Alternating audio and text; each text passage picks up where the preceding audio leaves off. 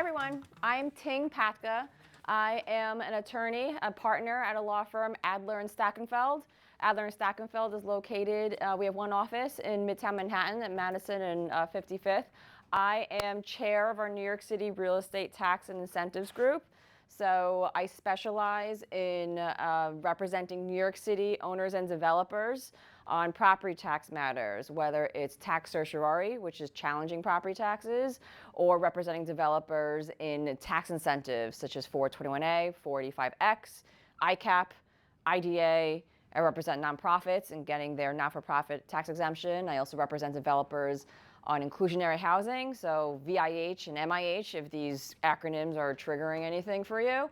And finally, I've also developed a niche in specializing in local law 97 and C-PACE financing. So I'm a woman that wears a lot of very niche hats, and the theme is that I focus mainly on New York City. But my firm in general, we're a real estate law firm. We're the pure play real estate. So all my law firm does is real estate. We're about 40, 50 attorneys, and we handle all facets of real estate transactions, whether it's buy, sell, finance. We represent borrowers, lenders. We have bankruptcy, litigation, leasing. All of our practice areas are focused on real estate. So I am our resident property tax expert, so to speak. And I'm here today. Zach was kind enough to invite me to speak to you guys about the new 485X, which is the 421A replacement. And if we have time, I also can speak about 467M, which is the commercial conversion, if you guys are interested if you have any questions on that as well.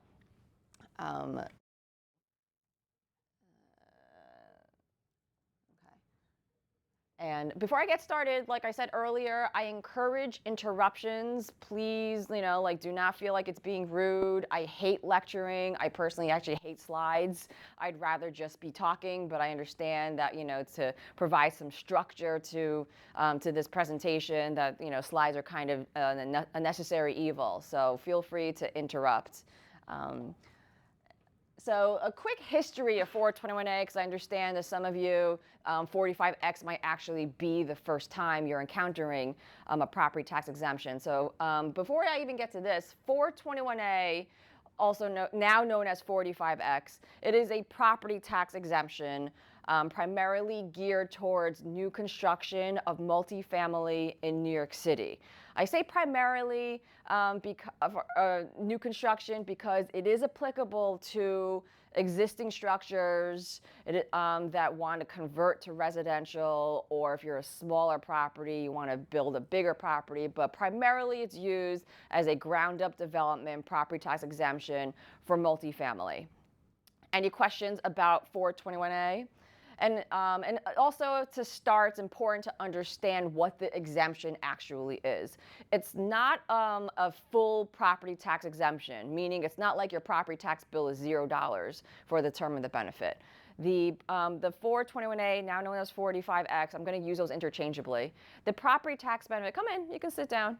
The benefit measures, exempts any increase resulting from construction. So as a matter of strategy, it's important to see what the developer is starting with when they're starting construction, because the premise is the assumption that a developer is starting with vacant land. Vacant land property taxes are very low. So during the lifetime of the benefit, you'll hear, oh, it's 100% for the first 25 years, and then it phases out. What that means, what that actually means is that any increase from the base is 100% exempt, and then it phases out. So if your base is vacant land, you're always going to be paying what's called a mini tax. So the mini tax is measured as what the assessment was before you start construction. So again, the assumption is you're starting with vacant land as a new development, so vacant land taxes are pretty cheap. They're only a couple $1,000s. That's all you're going to be paying for most of the lifetime of the benefit. However, sometimes developers will purchase a decrepit old building, and then they want to knock it down, and then they build new construction. Then their strategy regarding the timing, because if you do that all in the same year, your mini tax, your base is going to be really high because for the lifetime of the benefit, you're going to be paying on that old vacant building that you just purchased. So that's just a matter of background. Any questions? Okay. All right, so the history of 421A. So I've been practicing law for about 15 years. When I first started my career out on Long Island, I grew up there in Franklin Square. I went to Hofstra Law, and I started my career at Jasmine Schlesinger, a law firm in Garden City, and that's where I started doing tax cert. And then I came into the city around 2011. And then by then, 421A 1 to 15 was what was in effect. The reason why it's called 421A 1 to 15 is it's pursuant to real property tax law, section 421A, and then in parentheses, subdivisions 1 to 15 is the program. This is the program that expired in 2015, so we're talking almost 10 years ago, but it's still around. If you hear people referring it to as it's an 80-20 project. That's what it was frequently referred to as, because this program eventually evolved into one where if you were located in the GEA, the geographic exclusion area, which is the more desirable areas in the city, then you would be required to provide affordable housing, 20% of affordable housing. So that's where the 80-20 came from. But then there was the ability to kind of buy yourself out of having to provide affordable housing, where instead of providing affordable housing, someone else did it, and they generated what's called 421A negotiable certificates. And then as a developer, if you were in the GEA and you had to satisfy this 80-20 requirement, instead of actually providing affordable housing, you can purchase what was called 421A certificates. And that would represent of the required affordable housing that your project requires. So why am I teaching you about a program that expired almost 10 years ago? Because today, first of all, there's still a 421A negotiable certificate market. I currently have 2 contracts. So there's still projects under this program that are still closing out their 421A applications and need certificates. So there is still very much a market, very niche market, but there's a market. Second of all, there's also now these programs under 421A 15, they're starting to phase out. And I'm sure some of you have encountered buyers who are looking at these buildings with the phase out of 421As. That's something I can help you guys out with, because the common question is, what are my property taxes going to look like during the phase out? What are they going to look like after the complete expiration? And so that's why 421A 15 is relevant still. Is there a rule of thumb for what the taxes will look like once the 421A phases out? Right, so a very, very general rule of thumb. Again, it's very dependent on geography. There's a whole bunch of X factors.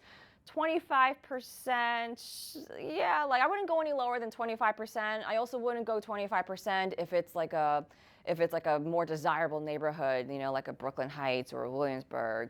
Right now, I would say maybe closer to 28 to 30% to be conservative and safe. Which is very high for a 15 to 20-year-old building, but that's what I'm seeing.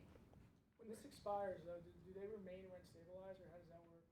So the market, so all the units are rent stabilized, and as long as the tenants had in their leases these 421A riders. So they don't have it stabilized. So they don't have those riders. No, they are. No. If you have the riders, the tenant in place at the time of the expiration remains rent stabilized, and that unit remains rent stabilized until that tenant that was in place vacates. And once that tenant vacates, it goes to market rate. If you don't have those riders, it remains rent stabilized. So it's important for a purchaser of an expiring 421A building to do their due diligence to confirm that those riders exist. Let's say there's 5 years, you're 5 years out from the expiration. And there's no riders currently, can you give riders during lease renewals in the next 5 years? That's the belief right now, because we haven't really yet encountered many of these expiring 421As. Like now is the time when they're starting to crop up. So there is, like that's the best you could do, right? Is to provide these lease riders ASAP. So that's what I've been advising clients who have had missing riders, is that give them to your tenants immediately, especially a new tenant that's coming in. Make sure you have riders in place at the time of expiration at the very least. And then it's probably going to be, maybe tested in the courts at some point, but I'm not aware of any such test So case I'm yet. telling one like that, and that's the advice I'm giving, but now you're reassured. My advice is Always a gray area. Yeah. That's what everyone says. Always a gray area. Yeah, right, because it hasn't been tested yet. So you said if there's no riders, you have to wait till the tenant leaves, or is that unit's always stabilized? No, it's always stabilized. Even after the tenant leaves? Right. Oh, wow. Yeah, that's our reading of the law. But like I said, it hasn't really needed to be tested yet. So it's better safe than sorry, and then just give riders immediately. And when they have riders and the abatement expires, you can't get that tenant out. That they're stabilized. They're stable, right? They're stabilized until they vacate. So, all right.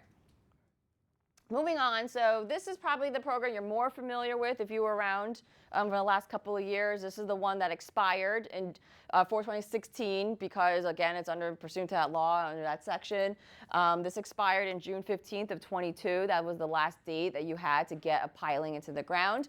This was commonly referred to as 70-30 because of option C, which was very popular to out-of-borough developers. It wasn't available to Manhattan developers, but it was available in the other boroughs. And what it was that for the very first time, 421A had an on-site affordable requirement, meaning that you were no longer able to, to pay and get your way out of it with negotiable certificates.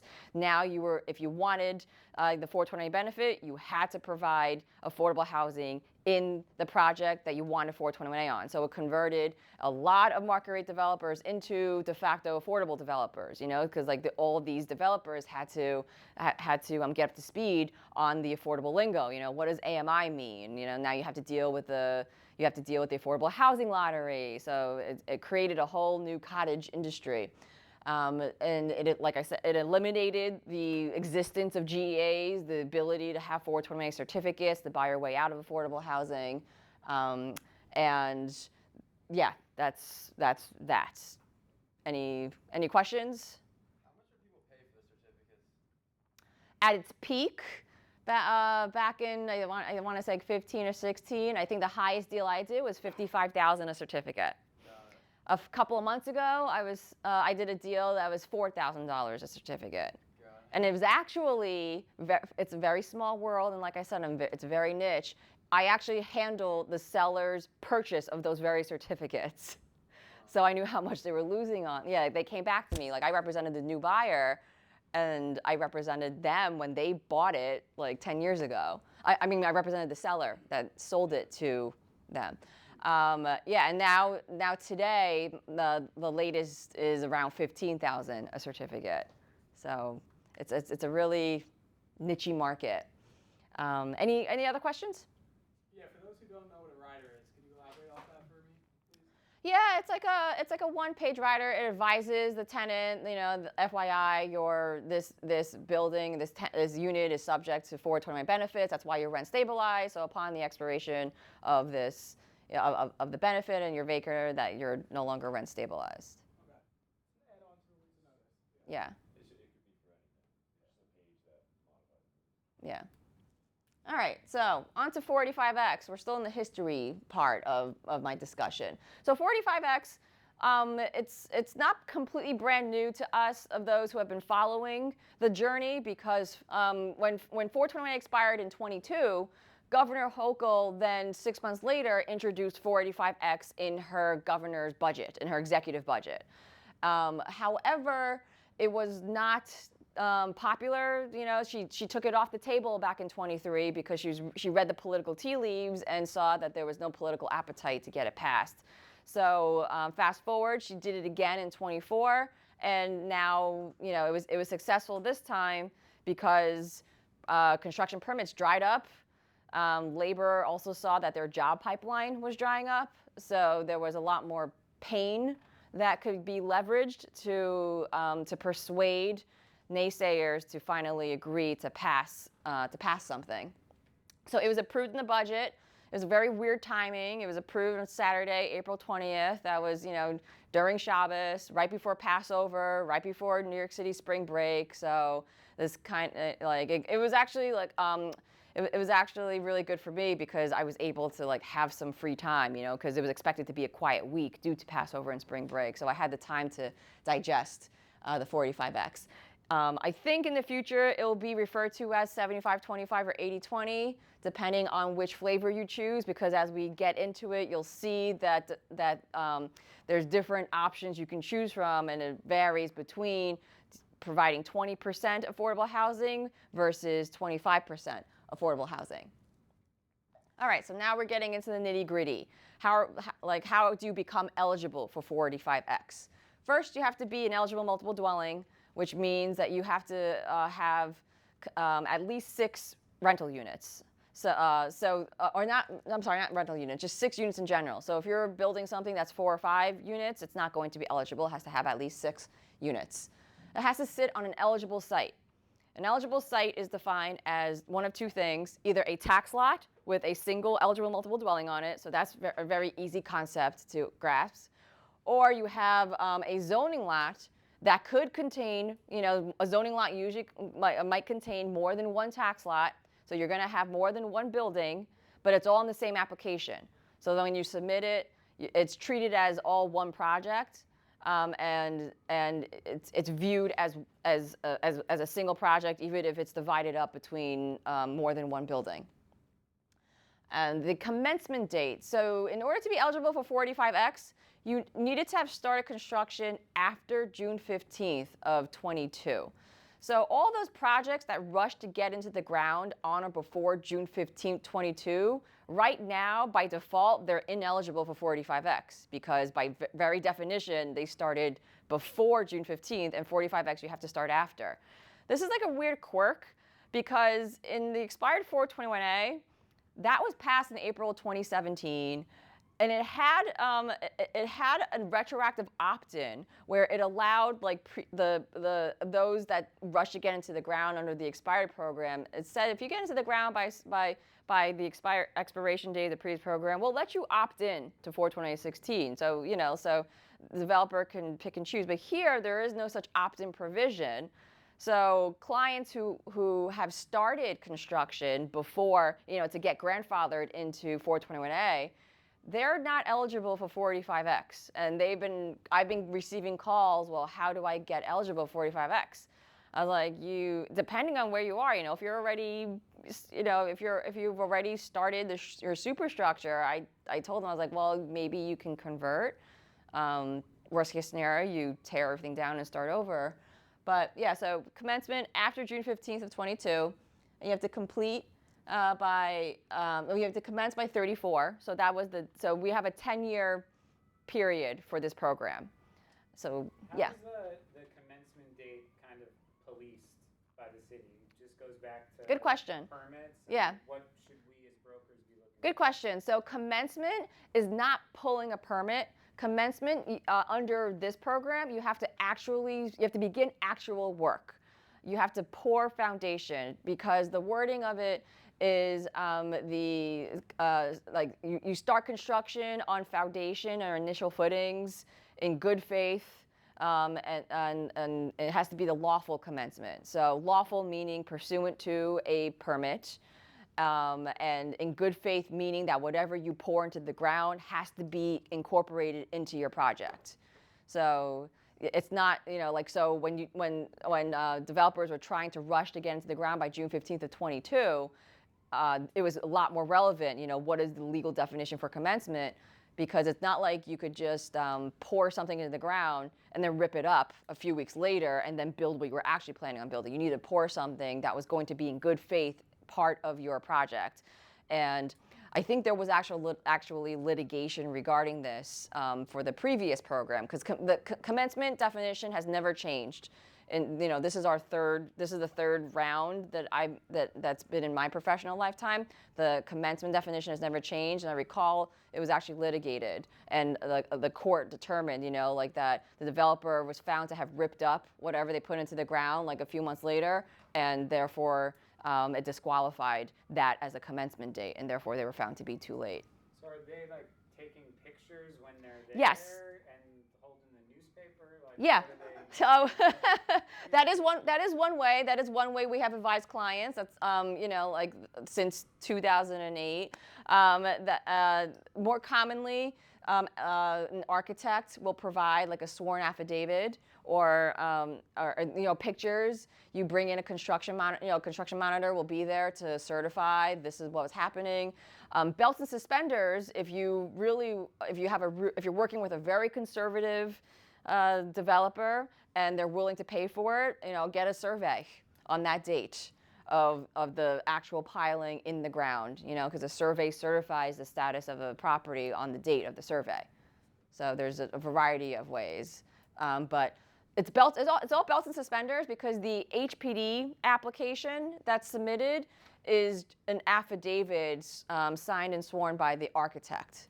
So also, it's whatever date the architect feels comfortable with certifying to. Of course, HPD will verify it based on DOB records. They'll look to see. Like I had one project where the permit was pulled months before actual construction commenced, so we weren't worried, but we were still we're well within the date. But HPD noticed it was it's unusual to pull a permit and then not commence immediately. And HPD, when they were reviewing my application, like they flagged it with just like, hey, is their commencement date correct? Because we noticed it's months after the permit date that was issued on DOB. And I said, yes, for whatever reasons, there was a delay in the commencement of construction. So HPD does cross-reference against DOB records. So what I've told clients is, it doesn't hurt to have time-stamped pictures, because you can't go back and, unless someone has a time machine, you can't recreate these sorts of real-time records. So it's better to be safe than sorry. In the event, for whatever reason, HPD does come back and question the veracity of your commencement date, you want to be sure that you have backup. But in my experience, typically, if it doesn't smell fishy, HPD accepts what the architect affidavit states as far as the commencement date. And let's see. So the completion deadline. Completion is defined as the first TCO or final CO if there's no TCO. So the first CO covering all residential areas. So that was important when 421 was expiring, because the completion date before the budget passed was June 15th of 2026. Do you guys know where I'm going with that? So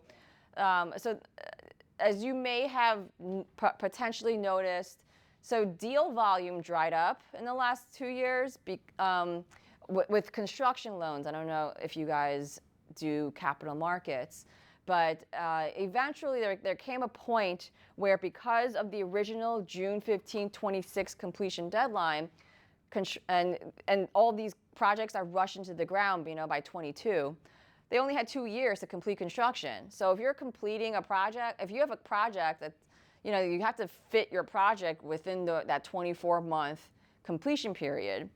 And lenders, as time passed, lenders started getting more and more skittish and reluctant to make construction loans, because based upon the size and scope of the project, they were like, there's no way you're going to be able to obtain a TCO on all residential areas by June 15th of 26. So that's where the completion definition is most relevant when you're coming up against the expiration of the program. But here it's not going to expire until June 15th of 2038. So plenty of time to worry before we need to worry about that. So, and FYI, that 26 completion deadline, the same budget that passed 485X also extended the completion deadline of 421A.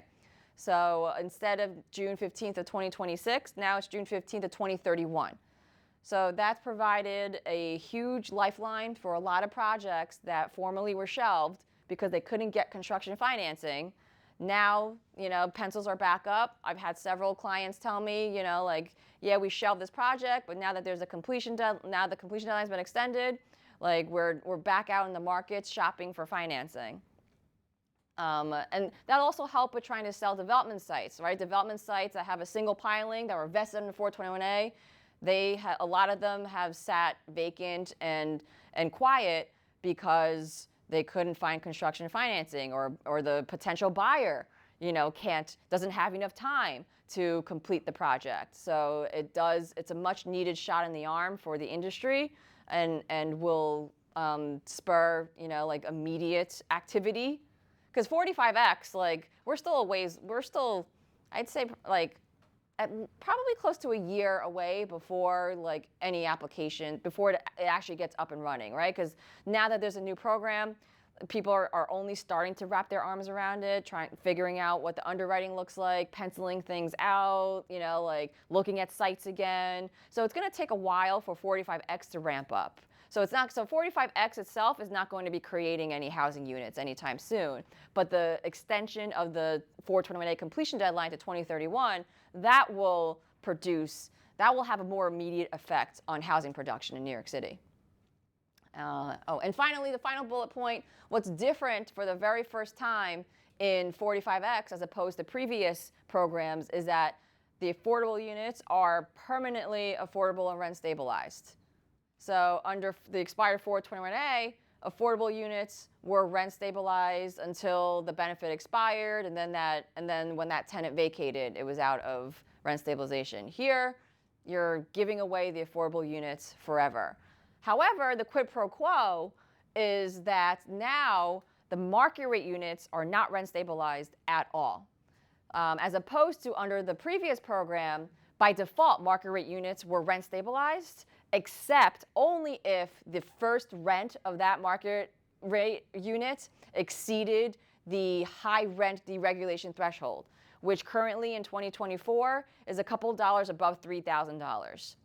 That threshold is a difficult threshold to meet in the outer borough, lower income, lower rent neighborhoods. For example, if you have a project in the Bronx, you try renting out a studio for $3,000. You're not getting that. So you know that your market rates, if you can't get $3,000 on your first rent, it's going to be rent stabilized for the entire term of the benefit, which is 35 years. How do concessions affect that? That is a strategy that's been very popular and been employed for a really long time, throughout all of the previous versions of this. However, I am advising against it now. There's a lot less appetite because of pending litigation brought by tenant advocacy groups, arguing that the rent concessions are wrongfully gaming the system, and therefore the first rent should be it should be the net effective rent rather than the gross. So to be on the safe side, I've been dissuading clients from using that as a strategy, even though it has been popular and known by HPD and DHCR and accepted by them for decades. But there's pending litigation, so. What if there's a program that's paying above that threshold? What do you mean, what program? Like Section 8 right Like now Section pays above 8 those or thresholds. augmented city thefts that pays above that $3,000 threshold. Well, can the unit become? Well, are they paying it for market rate units? Or my understanding is that those are usually used for affordable housing. Yeah, you're actually Right? For tenants to, yeah. So there's I don't have clients, but I know of the people who have clients that have done the 100% affordable projects in the outer boroughs because they can do 100% affordable at 130 AMI. And then the market rents are actually closer to 80 AMI, but then city FEPs or Section 8 will then pay the delta between 8, so it's a very lucrative project for the developer to be able to collect 130 AMI rents in an 80 AMI neighborhood. Okay. All right. So the next couple of slides are the various options, which is also all to be seen on this sheet. And like I like having this sheet because it's like easier to see and compare all in one shot. But for presentation purposes, I divided each option up per slide. So we'll start with the largest projects and then work our way down. So here, the very large rental projects, also known as option A, the very large rental projects are 150 units or more in Zone A and Zone B. So to advise a client on when they're asking about numbers and underwriting, there's two questions to ask. Where is your project located? How many units are you planning on building? Because the location of a project and the size of the project will determine which of these buckets to fit, which of these exemption options to fit the project into. Or, it's a chicken or the egg where the client then, wants to know, like, okay, like if I'm 149 units, then I'm not in this bucket anymore, I'm in another one. So it's important to know where the project is located, how many units. If you're 150 or more and you're located in zones A or B, I'll show you a map really quickly, then you are you have this option, which is 25% an average of 60 AMI, up to 3 income bands, no more than 100 AMI. It's a 5-year construction period. So Sorry, income bands, different AMIs. 60, 80, 100? Yeah, you can choose. You can go as low as 20, 30, 40, but because it's an average, if you want to maximize, because like the maximum AMI level you can offer is 100, but if you do 100, you have to average 60. Then you also have to then add 40 in order to be averaging 60. And who comes up with the AMI, and like how frequently are those updated? The AMI is determined by HUD, and it's region specific. In New York City, the 5 boroughs are one whole region. Yeah. So the New York City AMIs are applicable to all five boroughs. AMIs are updated on an annual basis, and AMIs. And the Bronx and Exactly. Williamsburg have Yes. the same AMI. Yes. Right. So an 80 AMI. Yeah. So an 80 AMI affordable unit in Williamsburg has a far different feel and impact on the project's bottom line than 80 AMI in the Bronx. Yeah. Right? Because sometimes you may not even get 80. 80 AMI in the Bronx could be market rate. Whereas it's still very much below market in Williamsburg. Yeah. And AMI is relevant in 2 aspects. AMI determines the maximum income of a household in a specific unit type. So if you're a single person who's looking to go into a studio, there's a particular, like your income can be no higher than whatever AMI level you're looking at, as opposed to a 2-bedroom, which presumably is a 2-person household, and then there's a higher income threshold, and then that's what determines who is eligible for what unit type. Because when you go to apply for affordable housing in the lottery, if you get selected, the developer has an agent that will due diligence the income level of prospective tenants. And AMI also determines the amount of rent that a unit can ask for on a landlord side. And these are all predetermined. There's charts you can refer to. Have you ever had any litigation in regards to that? Like, as far as like the developer not like giving out units to people that make too much money? I am not aware of any developers not following the affordable requirements, but there are certainly enforcement mechanisms, new enforcement mechanisms in place. Jumping ahead, it's like one of the very last slides, is that the budget also created a new 421A audit program for existing projects. They already have 421A benefits since 2015. So if you have a project since 2015, now HPD is given statutory authority to check up to 25% of properties a year, whether or not you're following affordability requirements and rent stabilization requirements. And do they just check your last year's worth of income, or does that have to be like an average of what? No, the income, so to place an affordable tenant into a unit, it only matters at initial lease up. So the affordable tenant, Can someone be unemployed for a year and then get an affordable unit? I think so, right. Or you know, like, Give me your own. yeah, right, because like if you win the lottery while you're living there, you can't get kicked out because the HSTPA 2019 eliminated high income deregulation. Yeah, I know. Trust me.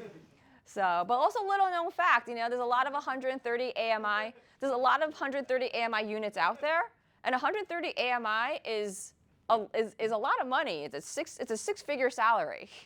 So a lot of people like in professions, in white-collar professions that are first starting out, you know, they're starting out making 90, 100, you know, 110. They're like eligible for affordable housing.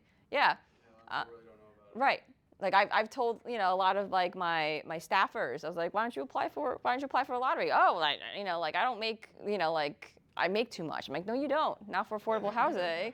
Yeah, you know.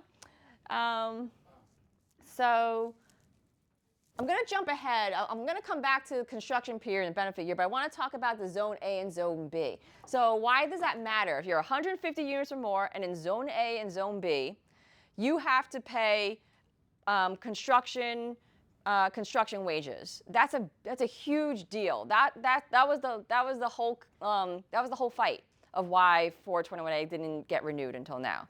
And so if you're in Zone A and Zone B, you have to pay like higher construction wages.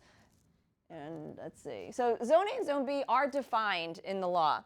If you're in Zone A, it's and there's a map here. I'll show you. If you're in Zone A, which is Manhattan and what is that? Brooklyn? No. Yeah. So Zone A, and you're in Long Island City, Hunters Point, Greenpoint, Williamsburg, you know, south, like, you know, like the nice areas. You're gonna have to pay construction laborers the lesser of $72.45 an hour or 65% of prevailing wage. Prevailing wages, you can find that out in the New York City Comptroller's office. They have a schedule when you Google it, and so that makes the project very expensive to build, which is going to have an effect of reducing land prices, because a piece of land that has a 421A project is going to be worth a lot more than a piece of land with the same piece of land for a 45X project if you're building the same exact project. Because if you're building a 200 unit apartment building in Williamsburg under 421A, you don't have to pay construction wages. If you're building 200 units in Williamsburg under 45X, you have to pay $72.45 to your construction workers. So, you know.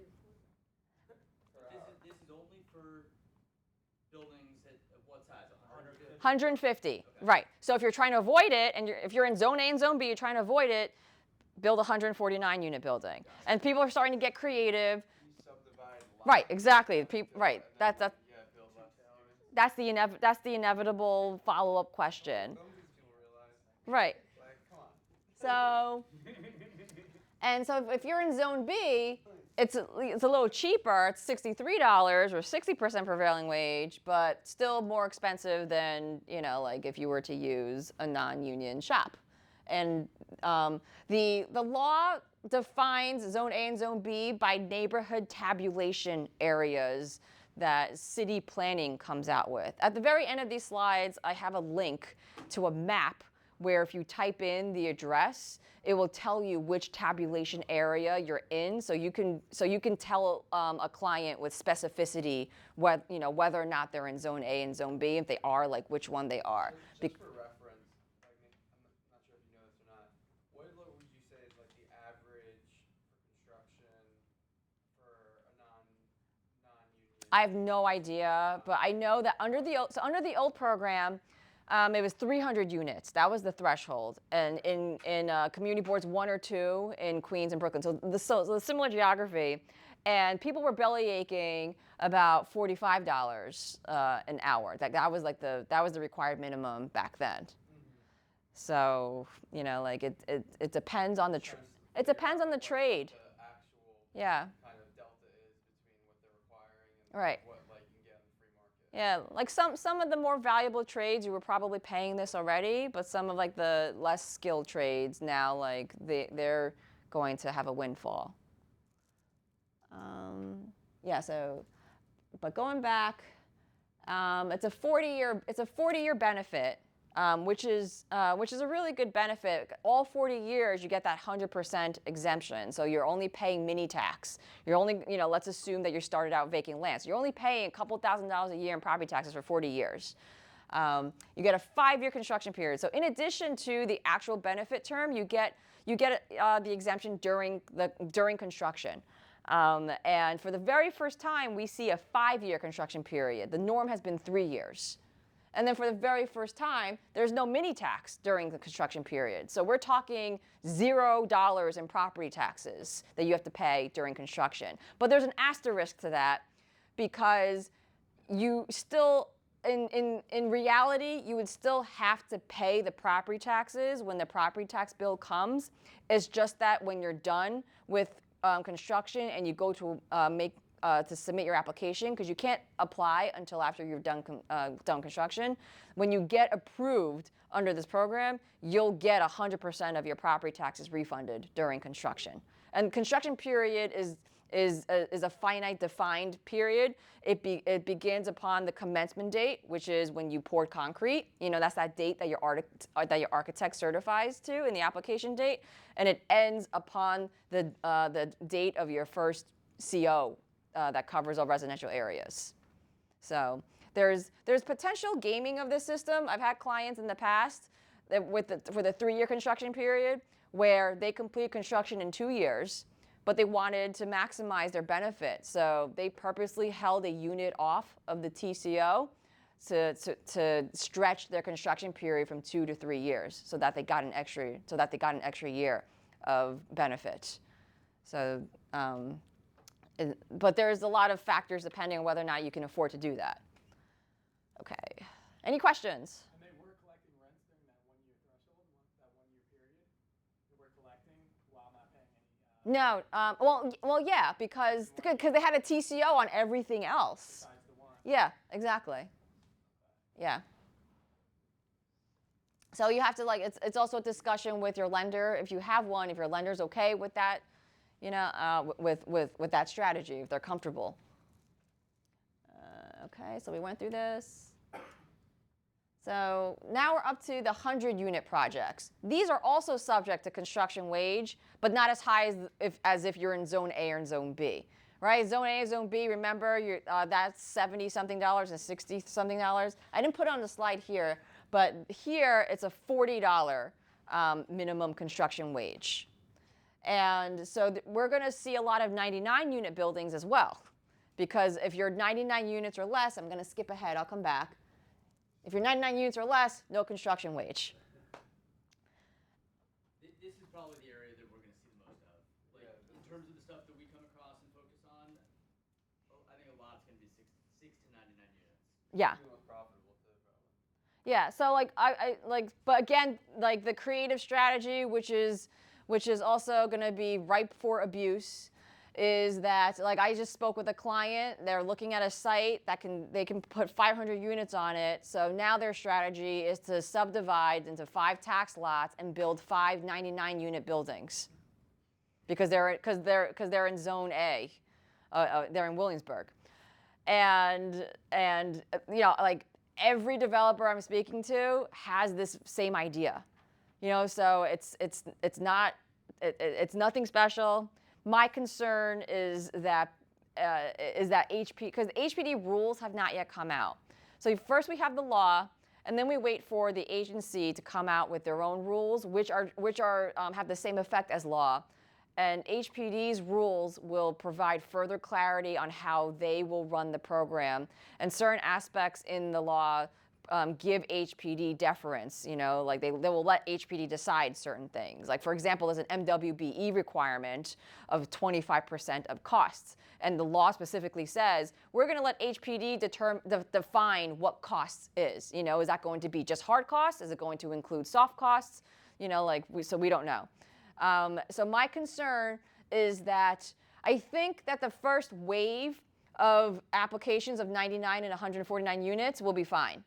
And then once HPD feels like they need to put a lid on that, or they think it's being abused, or they're getting complaints from the labor unions, that this is circumventing the intent of the program, my concern is HPD then will issue a rule cutting off the ability. Like for example, my client that wants to do 5 buildings in a row essentially, HPD could very well come out with a rule that says that limits projects can having the same developer or an affiliate developer can have no more than 2 or 3 adjacent properties, and that would be perfectly legal. It wouldn't be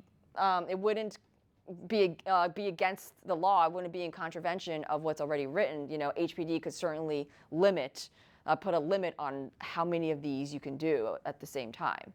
So that's the caution that I have. What's the timing for that guidance from HPD? Not for, I've heard several months. Yeah. Yeah. So that's why. We're still kind of wait and see. Yeah, and it's difficult because the same client is working on a 1031. So this is very time sensitive for us to know whether or not we can execute 5 adjacent buildings of 99 units. And, I gave them a lawyerly answer. I was like, I really don't know because I don't have enough guidance yet. We don't have the HPD rules. I don't know. As I read it right now, you're fine. The law, you satisfy an eligible site, which is a tax lot containing a single building, and there's no limit as to how many of these you can have, right next to each other, being built at the same time by the same entity. So I told them, I was like, right now as it stands, there's nothing that would prohibit you from doing this. So, okay. So you say this is what, so this, I think I'm with you. We're going to be seeing a lot of 99 unit buildings. Plus it also includes Manhattan and 20% at 80 AMI. That's not terrible. And the benefit is very familiar because it's the same exact type of benefit that was being offered under 421A, where it's a 35-year benefit. The first 25 years are 100%, and the final 10 years, it falls off and becomes a percentage of affordable. So here, because it requires 20%, the last 10 years will be about 20% exemption, give or take. HPD rounds to the second decimal. So if the amount of affordable units divided by the total units is like 20.79, 20.79 will be your exemption for the final 10 years. Any questions? So hang on, so that means it becomes 80% taxed, at market rate in those last 10 years? Yes. So the taxes go from basically 0 to 80%? Well, it's not 0. It's going to go from vacant land or whatever pre-commencement was, to fully taxed minus 20%. Yeah. Oh, wow. It's not a real 35-year benefit. Yeah. Well, that's how long you get a benefit. But It's like a 25-year. Full 100%. Yeah. Yeah. The previous program was a 35-year benefit. Yeah, but the previous program was the same. It was. Really? Yeah. So the taxes go up to 70% on the previous program? Starting in year 26. Yes. I didn't realize that. Yeah. Unless you were doing a construction wage building, which was 300 units or more along the Brooklyn Queens waterfront, then you would get the full 100% for the full 35 years. Because the 428 before that, it phased out, right? It was Yes, it was 80, 60, Yeah, right. exactly. Yeah, there's no phase out. Okay. Nope, no phase out. Yeah. Yeah, so just a refresher, see, for the labor wages, it is 100%, So the very large projects, 150 units or more, you get 40 years. All 40 years are 100%. And then for the 100 units, you get all 35 years at 100%. So that's a quid pro quo. If you don't want to pay construction wages, then you only get 25 years of the full benefit. Here, small projects, only 6 to 10 units. So we're talking very small. And because it's so small, lawmakers recognize that any affordable requirement would kill the economics of the project. So there's no affordable requirement. Instead, half of the building has to be rent stabilized. And you only get a 10-year benefit. All 10 years, it's 100% exempt. And those units are stabilized forever? Yes. Just for their benefit? Yeah. Yes. I don't know if this is going to pencil out. Right. Exactly. Yeah. Like I don't know. I feel like this one is like time will tell, and and for home ownership, condos. So condos are not popular in 421A world because under the 1 to 15 program, even luxury condos were eligible. Like I remember reading a headline like, why does A-Rod's get a 420 benefit on his condo on Billionaires Row, right? So that kind of like ruined, like Gary Barnett ruined it for everyone. And so the 421A16 was completely revamped, it basically disallowed like condos from getting 421As. It was so restrictive that it was almost impossible to get 421A on a condo project unless it was like a super small project. Similar to here, it's almost going to be impossible. And to be eligible after completion of construction, the average assessed value per square foot of the building can be no more than $89. Like, who's going to be able who's going to be able to really predict that? So you almost have to underwrite a condo project assuming that you're not going to be eligible for 421A or 45X, sorry, and then kind of cross your fingers. And then it's also explicitly excluding luxury condos, because luxury condos are often pied-à-terres. You don't have someone living there full time. Here, the program would require each unit owner to provide a written certification that that the unit's going to be their primary residence for 5 years. That's a really long time in New York City. So again, I don't think there's going to be many condo 485X. So construction prevailing wage. Oh, any questions? Construction prevailing wage. These slides kind of address like questions I think would pop up. New York City Comptroller's Office is who would be the one enforcing it. Enforcement would be by complaint. So if a construction worker has any reason to believe that they're being underpaid, they file a complaint with the Comptroller's Office, and now you're in trouble. But if all of your workers are happy and don't file complaints, then everything is fine. And the Comptroller's Office has the power to revoke your benefits. More need to know. The owner must notify the Comptroller's Office if their project is going to be subject to construction prevailing wage. So you're putting the city on notice already whether or not you're going to that you need to comply with the construction wage requirement. And if you fail to notify the city, you're subject to a fine, and also you might not be eligible for benefits at all. The owner can authorize their GC to be in charge of payroll records, but then the owner and the GC be jointly and severally liable. I predict there's going to be a cottage industry that pops up that's going to exclusively handle the compliance, the payroll records. Figuring out whether or not the project is complying with the wage requirements, because I've already had my developer clients venting to me. They're like, so now you're telling me I need to keep track of my subs. So, I think that so that's just an added expense. Not only now do you have to pay, not only is there extra labor cost, now there's also extra costs that you have to pay to a third party to monitor and ensure compliance. The payroll records are subject to FOIL, so now like if someone really cares and files a FOIL request, they'll know how much you're paying your laborers. And projects that have an agreement with unions are not subject to this requirement for obvious reasons, because there's already something else that supersedes it. While we're on the topic of prevailing wage, I want to remind that once a building is complete, so once you have like the staff in there, like the porters, the janitors, the doormen, if your project is 30 units or more, it's subject to prevailing, those building service workers are subject to prevailing wage.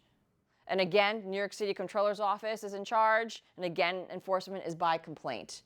The only way to get out of it is if it's 100% affordable building, and at least 50% of those affordable units are at 90% AMI. When you say units, is that apartments or is that include Apartments. retail as well? Apartments, just apartments. Yeah. Yeah, like commercial, like non-residential units are not included in the unit count. So if you have 29 apartments over a store, you're exempt. So, and the controller will publish a list. So once again, you know, like these workers, they'll all talk, they'll know, or rather plaintiff's attorneys are going to be sniffing around looking for trouble. So not only has construction labor gotten a lot more expensive under this program, but the application fee itself has gotten a lot more expensive. 421A's application fee was $3,000 across the board per unit, not per affordable unit, but per unit. So if you had 100 units, it was a $300,000 filing fee. Now, as you can see, it depends on the size of your project, and as most projects are going to be in the, you know, close to 100, if not more, the fees have increased exponentially. So, yeah. Yep. This I covered before.